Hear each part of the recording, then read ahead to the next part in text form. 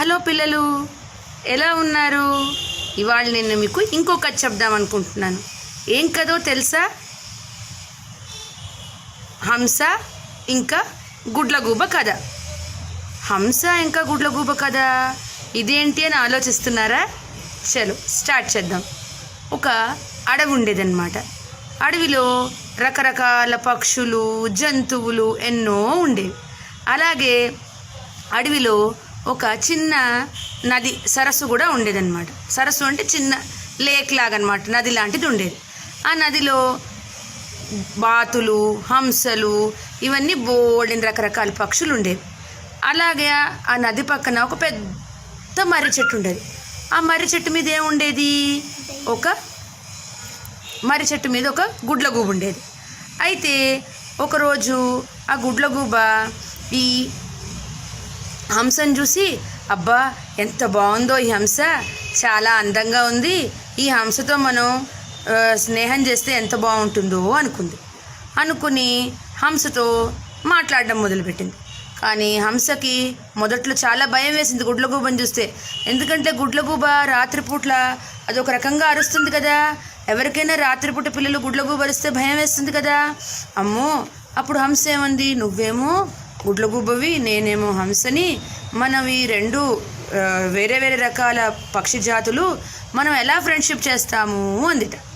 అయితే గుడ్లగూబ ఏమంది, ఏం పర్వాలేదు, మనం ఇద్దరం కలిసి ఫ్రెండ్షిప్ చేద్దాము, స్నేహంగా ఉందాము అని అందిట.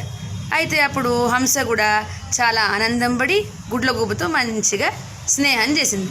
చేసేటప్పటికి ప్రతిరోజు వాళ్ళు రాత్రిపూట్ల మంచిగా మాట్లాడుకోవడము, ఆ నది దగ్గర ఆడుకోవడము చేసుకునేవాడు. అయితే ఒకరోజు గుడ్లగూబకి ఇంకా ఒకే జాగాలో ఉండి తనకి చాలా విసుగు వచ్చేసింది. గుడ్లగూబకి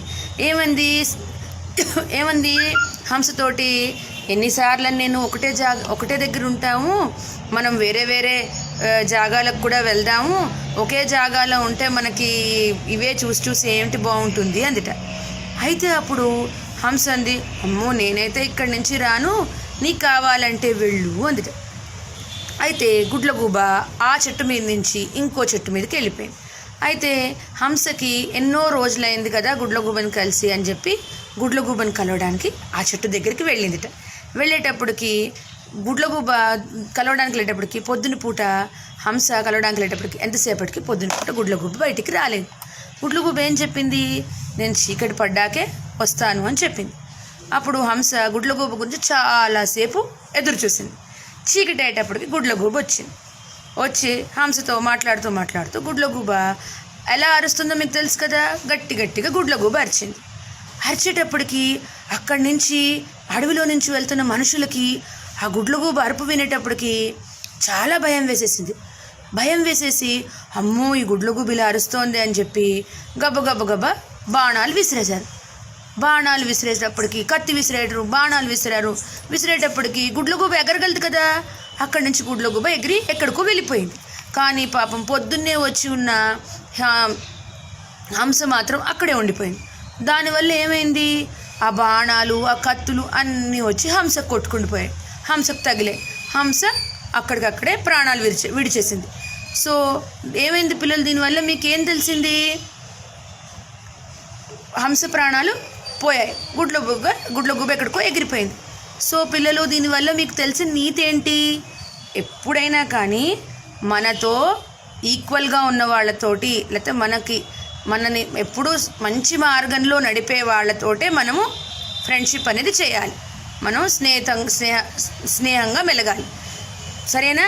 మనతో సమానత్వంగా ఉన్నవాళ్ళు, ఓకే, మనకు మంచి చెప్పేవాళ్ళు, మంచి హితబోధలు చెప్పేవాళ్ళు, మంచి మాటలు చెప్పేవాళ్ళతోటే మనం ఎప్పుడైనా కానీ ఫ్రెండ్షిప్ చేయాలి, చక్కగా వాళ్ళతో ఉండాలి. అర్థమైందా పిల్లలు? బాయ్.